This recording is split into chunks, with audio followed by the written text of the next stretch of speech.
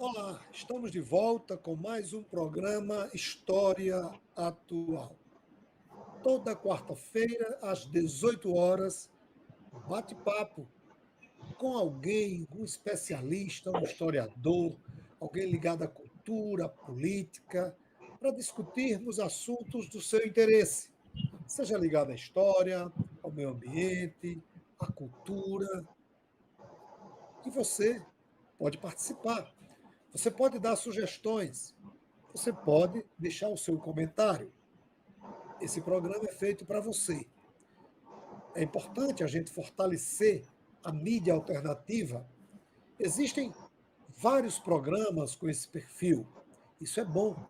É bom porque faz com que você tenha diversidade e possa buscar assuntos do seu interesse. Com certeza, cultura você já leu ou você já ouviu muita gente falar sobre cultura. E cultura popular? O que a gente pode entender por cultura popular? Você gosta de cordel? E de repente, você já foi em algum espaço, um clube, um barzinho, uma feira, e viu aqueles repentistas lá fazendo aquelas poesias espetaculares? Não sai daí. Em instantes, nós iremos bater um papo legal sobre cultura popular, sobre repente, cordel e os desafios desse formato, dessa energia que é o repente, no mundo invadido por outras possibilidades de música. Não sai daí.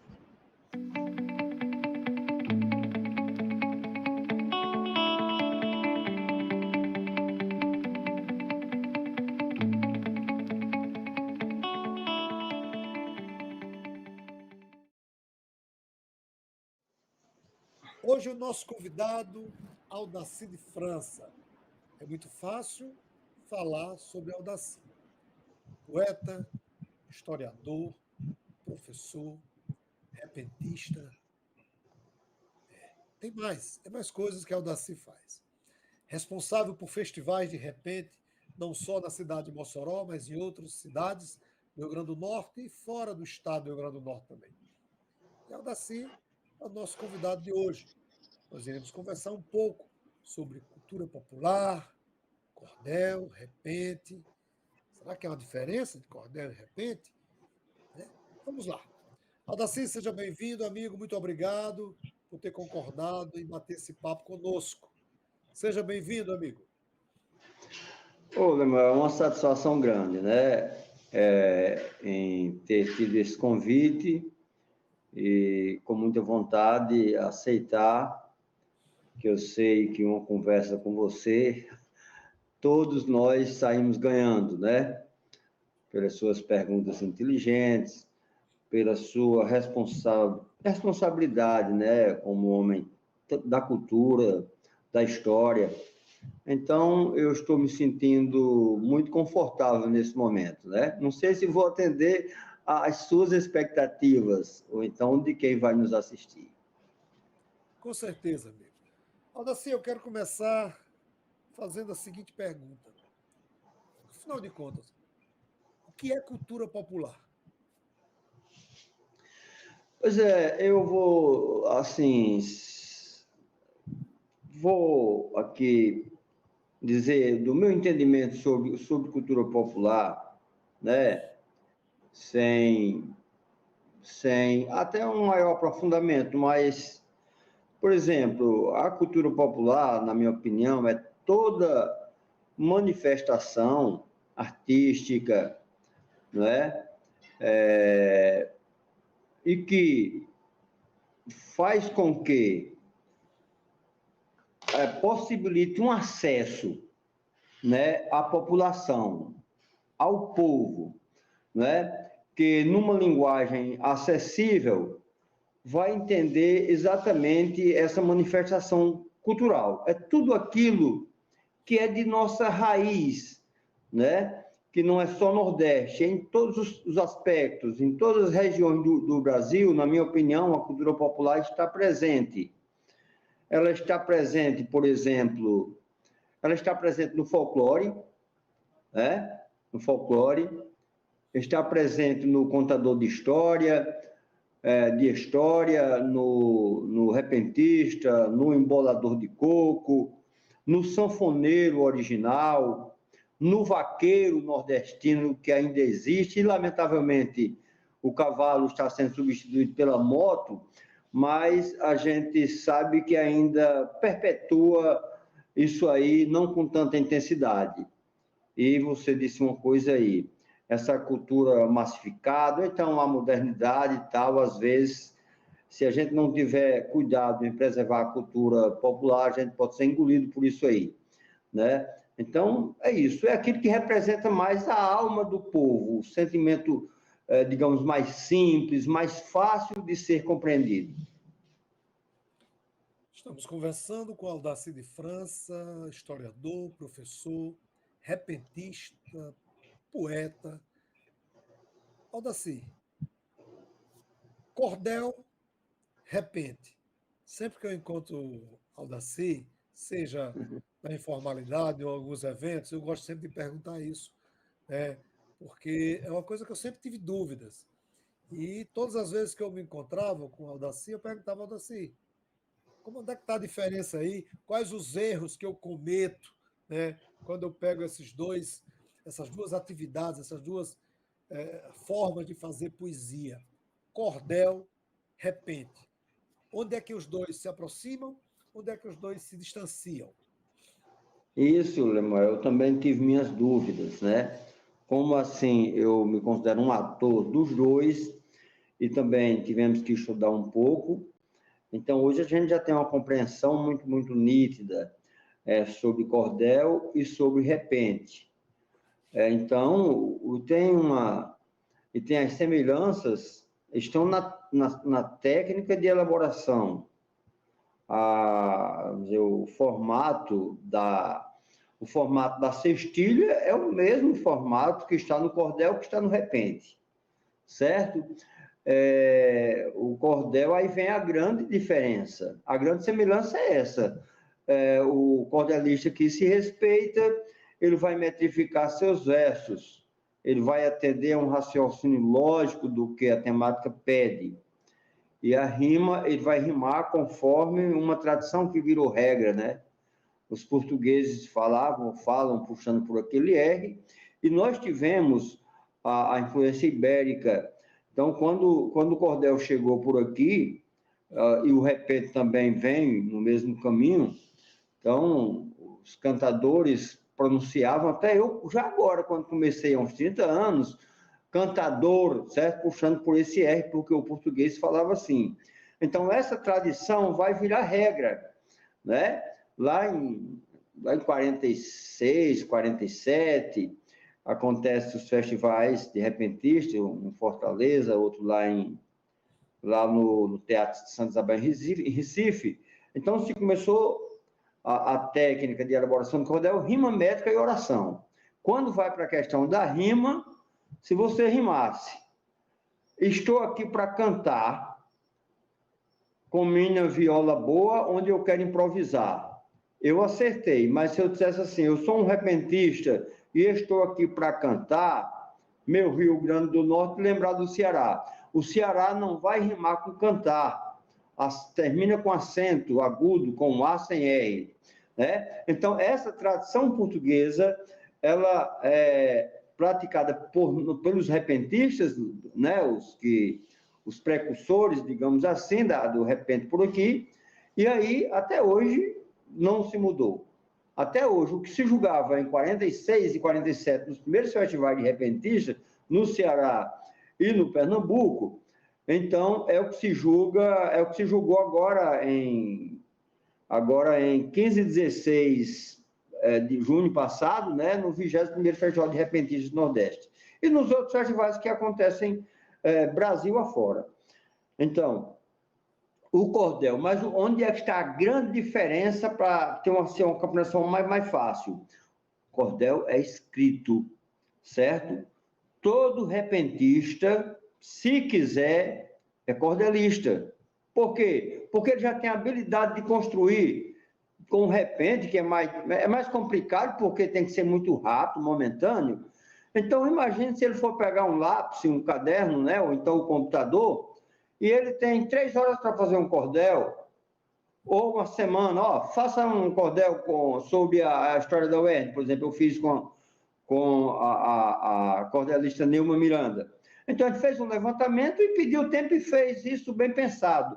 O repente não é assim. Então, nem todo repentista tem habilidade, nem todo cordelista tem habilidade de fazer repente, mas todo repentista querendo é cordelista. Aí você tem os exemplos locais, de Aldaci de França, que vos fala, do Zé Ribamar, é um cordelista muito bom, de Crispiniano Neto, que é cordelista, mas se quisesse cantar também cantaria, porque já provou que é repentista, e tantos, Patativa do Assaré fazia as duas coisas, e tantos outros, né? Não sei se Leandro Gomes de Barros cantava, salvo engano, ele era mais dedicado à escrita, que foi, na minha opinião, o maior cordelista de todos os tempos. Mas também é uma questão de exercício, né? Porque cantar já passa por outras, fazer repente por outra escola. Porque vem ritmo de voz, saber trabalhar a voz no tempo, superar a timidez logo de início. Aí é mais confortável você fazer cordel. Então, essa é a grande diferença. O cordel é escrito, o repente é feito de improviso. Aí você diz, mas se um repentista quiser cantar, escrever e cantar, ele canta também. Só é memorizar. Mas no momento que... Aí onde vai atestar se o camarada é repentista ou não? Olha, faça aí um mote sobre a resenha do cangaço. Por exemplo, você diz, a resenha do cangaço lhe informa muito bem. Então, você tem um mote, né, com 2 versos, a resenha do cangaço a 7 sílabas, e lhe informa muito bem, também 7 sílabas. Aí a gente vai improvisar, vai criar 8 versos, onde vai rimar, certo? Esse é o traçado da coisa, diga assim, essa é a dinâmica, né?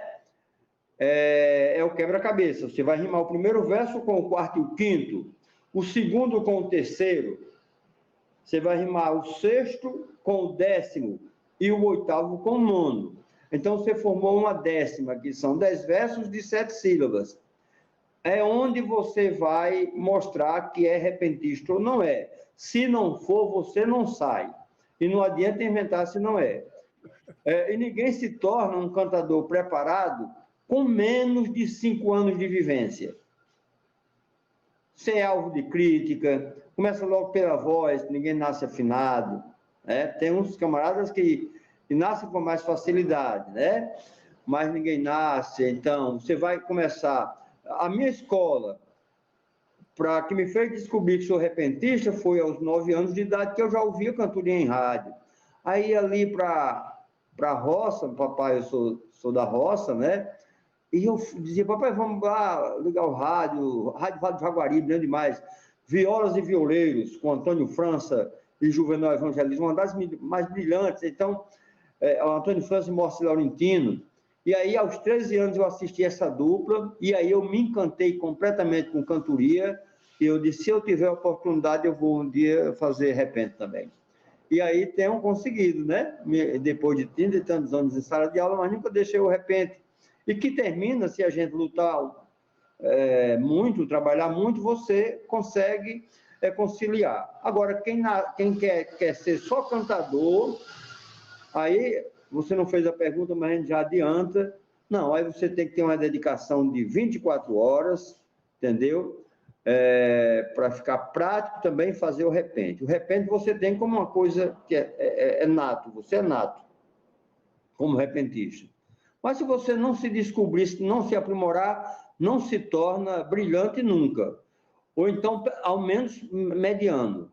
E se não for mediano também, não adianta. Você não vai ter mercado, não vai ter como sobreviver. Qualquer profissão, o pedreiro medíocre, mas a gente precisa, ele faz um reboco na casa que a gente não sabe fazer, certo? Mas um repentista medíocre, ele não vai ter espaço em lugar nenhum, porque ninguém quer ouvir. É meio duro dizer isso, mas eu estou falando já como um homem como uma pessoa que estuda, como você diz aos seus alunos. Se você não estudar, você não vai ser um professor nunca. Não é verdade? Então, acho que é isso. Assim, a cantoria que ficou, os nomes que ficaram, aí você vem desde os primeiros cantadores, que ela surge lá ali no século XIX, meados, né? 1830, 1840, Serra Teixeira, Agostinho Nunes da Costa, o primeiro cantador, aí vem Nicandro e Ungolino, seus filhos, foram a primeira dupla. Eles cantavam, Lemuel, em trovas. A trova, né, a trova medieval, que é 4 versos, né, rimava o segundo com o quarto. Depois Silvino Pirauá vem e tal, e acrescenta mais 2, vem sextilhas, e aí cantoria hoje tem mais de 100 modalidades. Então, a diferença do cordel... Sim, uma outra coisa é que no cordel ainda se está limitado a 4 ou 5 formas poéticas. Sextilha, aí já fazem 7, tal. A cantoria, que vem o repente, né? Quando eu falo de cantoria, estou falando do repente. Mas no corpo da cantoria está o repente, também está a declamação e a canção. Mas na cantoria, hoje você já encontra, pesquisado, já mais de 100 modalidades. Embora as formas básicas sejam, é importante dizer isso. A sextilha, o decassílabo, o galope beira-mar, por exemplo, a métrica de beira-mar que a gente chama, que é 11 sílabas, onésimas, né? E aí, oitavas, aí as setilhas, essas são as básicas, né? Mas depois vem os refrões que se criam, né? Como Voa Sabiá e tal, que às vezes vem lá da Embolada de Coco. Então aí a gente vai encontrar mais de 100 modalidades de cantoria. Por isso que o espetáculo da cantoria é muito rico, é muito bom. Você falou de mercado. E a gente já vai caminhando para o final do nosso papo. Nós temos um tempo de programa, mas antes de fazer... Vamos ver um jeito de elastecer mais esse tempo para o futuro. Tá bom, Manuel, diga aí. Antes de irmos para a última pergunta, eu quero pedir a você que acompanha o nosso canal... Eu quero lhe parabenizar, Manuel, pelo programa mais recente que você fez, né? Temática Cangaço. Como é o nome daquele escritor? Ângelo Muito bom. Osmiro. Assisti todo, muito, muito informativo. Sim, Manuel.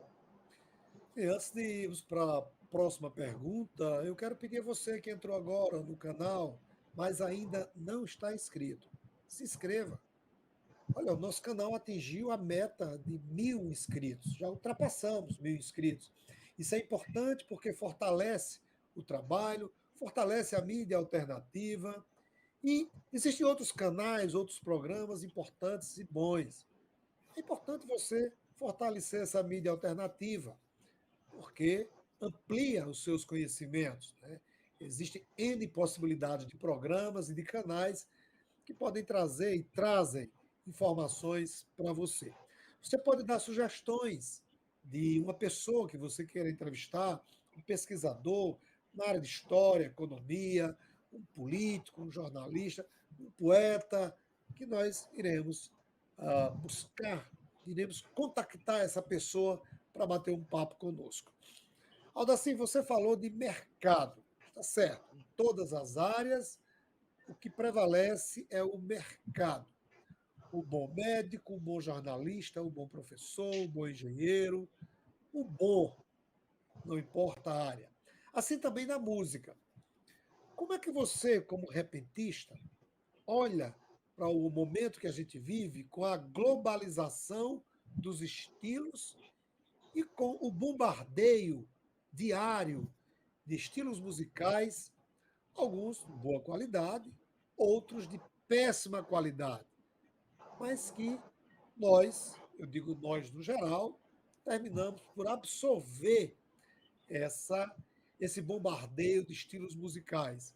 Como é que você coloca o repente, né? Uma forma, um estilo popular nesse mundo globalizado, bombardeado por produtos, por estilos que muitas vezes está longe do que a gente pode chamar de boa música? Pois é uma situação difícil, né? É uma barreira que a gente encontra, mas você sabe que a gente só cresce, né, quando tem coragem de enfrentar os desafios. Essa grande dificuldade, por exemplo, nós temos, por exemplo, essas grandes festas. E vem essas pessoas que cantam, dizem que cantam, e que a gente sabe que elas estão ali na indústria musical, ali está o financeiro, né? E muita gente se dá bem com isso. E nós temos essa dificuldade, sim. Mas isso faz com que a gente se aprimore muito mais. Porque, por exemplo, a cantoria surge no campo, como eu já disse, como a gente sabe, lá, Serra Teixeira e tal. Então, os cantadores eram os principais artistas do campo, mas na época que o campo também era muito bem abastecido, digamos assim, as fazendas, a produção agrícola, então todo mundo tinha aquele seu dinheiro. No dia do aniversário chamavam uma dupla de cantadores, né? E aí cantador enchia a sua agenda rapidamente. Aí depois, sim, aí tinha o forró raiz também, forró raiz, né? Que era outra grande atração. Quando cantoria, e forró e vaquejada. Eram essas três coisas. A vaquejada original já está sofisticada. Vaquejada que o palco era de madeira, que as barracas eram de palha de carnaúba, né? De coqueiro, etc. Certo? Então, o mercado nessa região era mais fácil, porque nós não tínhamos outros concorrentes. As grandes festas ou quando tinha, por exemplo, era a que eu defendo, o que a gente chama de brega, que termina sendo romântico e já tem comprovação histórica, mas você tinha uma mensagem, uma qualidade no ouvir Zé Ribeiro cantando. Fernando Mendes, poeta naquela linguagem fantástico. Então, esse pessoal não invadia a nossa área, não. Sabe por quê? Porque também tinha qualidade. Então, as pessoas ouviam uma mensagem. Essa mensagem a gente cantava improvisando. Claro que não tinha os recursos, né, de uma banda com essa coisa, que era apenas a viola. Certo? Mas eles não nos atrapalhavam, não. Certo? Agora, esse pessoal que não canta nada, que faz uma besteira, que diz um gracejo, às vezes, menosprezando a mulher, e é aplaudido, né? Infelizmente, nós aplaudimos, quando eu digo nós, porque nós somos brasileiros, esse aplauso não sai de nossas mãos, não. De Lemuel, de Aldacir de França, e de um grupo forte no Brasil, mas sai do povo. Então, a gente tem uma grande dificuldade, mas o que é que a gente está fazendo? Certo? Por exemplo, aconteceu agora, quando eu falo a mim, desculpe, mas aí é o que Lisboa, Antônio Lisboa faz lá em Recife, Rogério Menezes, né? Daniel Olímpio em Gravatá, e Ponaques, está aí resistindo, promovendo. O Ponaques, na verdade, não é repentista, mas é um grande cordialista e apresentador de festivais.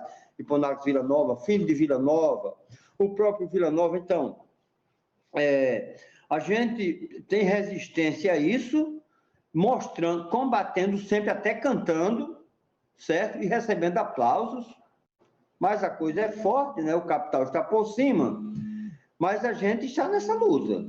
E a gente não quer, assim, a essa altura, nós chegamos a um consenso. Vamos as prefeituras que não contratam esse pessoal, não. Agora, que nos contrate. Né? A prefeitura faça o que quiser. Eles têm um espaço deles, acham que tem um público, ele não vai. Agora, lutar contra esse público que assiste, não. Uma forma, a gente quer que nesses grandes eventos deem uma oportunidade de apresentar o nosso, porque nós somos confiantes na nossa qualidade. Cidade Junina tem 21 anos. A gente tem passado por dificuldades. Primeiro, eu quero agradecer uma pessoa, porque também é de história, que foi através dele que a gente conseguiu fazer, ou dela, dessa pessoa, entrar com o festival, que era Gonzaga Chimbinho, né? O Jagas Chimbinho sentiu isso aí, certo? Me convidou. E aí o pastor Leandro, né, foi até meu parceiro do primeiro festival, depois ele preferiu ficar com filmes, tal, com um projeto chamado Filme na Roça, Cinema na Roça. Então, ele tinha assistido lá em Juazeiro um festival de repentistas, quer dizer, quando a gente fazia aqui, Juazeiro já fazia 30 anos, entendeu? Então, a gente fez o primeiro. Quem pensa mais a cultura aplaudiu. O segundo fizemos já em duas noites. Mas nós já tivemos momentos, Lemuel, que eu não quero citar nome, porque quem vai assistir agora a gente aí, o secretário que for assistir sabe disso. Ele tem a oportunidade aí de me desmentir. Ele tirou da programação, quando a chefe, que a gente chama da municipalidade, né, disse, coloca o festival de repentista, ele tirou da programação. E aí eu disse a ele, eu não vou desconvidar não sei o que vai acontecer não, os repentistas já estão vindo aí, não, mas vai ter festival, eu digo, eu não vou desconvidar, os repentistas já deixaram já deixaram outros contratos, né, para vir para cá em consideração a mim. Isso deu um rebu e o festival foi feito. Quando eu passo, pai, por que você fez o festival? Aí, na verdade, não foi nenhum amigo disse assim, o festival vai acontecer.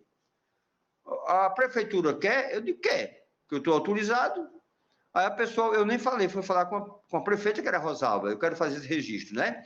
Eu estava na escola, dando aula, Rosalba, secretária, doutora Rosalba Aldaci, vá conversar com você, eu ia dizer o nome do desgraçado, com o secretário, certo? Porque porque o festival vai acontecer. Eu digo, aí os cantadores já estão a caminho. Aí, sabe, para precisar sem conversar com o prefeito, eu digo, eu nem fui, mas eu ia. É porque uma pessoa foi na minha frente. Quer dizer, a gente enfrenta esse desrespeito.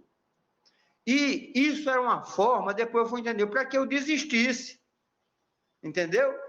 Porque 16 mil, vamos dizer que era o valor do festival nessa época, eles pegariam, provavelmente, chamariam qualquer pessoa que não tem responsabilidade, cada dia eu vou fazer por 5.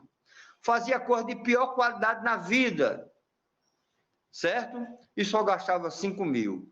Como se 16 mil fosse alguma coisa, né? É um pingo no oceano, pingo d'água no oceano, né?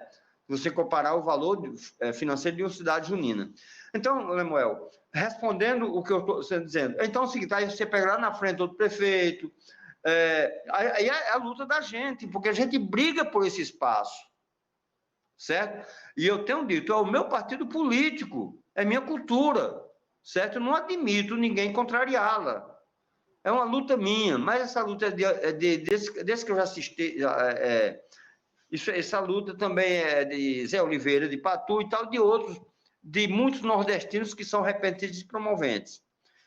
A única forma da gente enfrentar essa massificação que tenta a todo custo... Lemuel, eu sei que está pertinho de terminar, mas vou dar um exemplo para você aqui.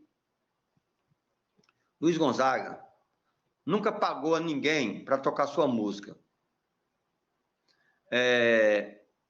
E outros, o próprio Flávio José e tal. Mas eu estou falando do Luiz Gonzaga e tal. Aí eu estive num festival em Jaboatão, certo? Guararapes, terminou meia-noite. Em Lisboa, que é meu amigo, era o promovente, disse assim, vamos jantar ali num restaurante onde acontece festival de repentista e tal. Aí eu fui para lá.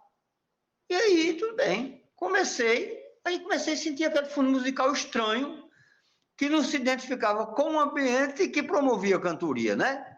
Aí eu fiquei impaciente, eu digo, quem é o proprietário? Isso aqui. Eu me venho aqui. Me diga uma coisa, o senhor gosta de repente demais, de forró raiz demais, de cultura popular demais. Isso aqui o senhor está tocando por quê? O senhor permite por quê? Ele disse, poeta, aqui eu tenho 22 funcionários. Sabe por que eu estou colocando esse lixo aí? Porque eles me pagam. Eu preciso pagar os meus funcionários. Certo? Então, esse pessoal não tem, a maioria não tem. Você não pode também, digamos assim, descartar todos. Que tem uns caras que são muito bons, que escrevem bem. Tá? Tem uns sertanejos primeiras, excelentes. Mas a maioria não tem, então tem que comprar. Você vai atar o programa, paga tanto, aí você, eita, cantou. Porque o rádio hoje é uma coisa muito simples, mas, por exemplo, quando Eliseu Ventania, mas Eliseu mereceu o sucesso. mas quem deu mais nome foi cantar em rádio na época de Eliseu, era uma coisa extraordinária. Né? Hoje tem um programa de rádio, é simples. Mas você ir até a Globo, imagine a Globo há 30, 40 anos. Então, esse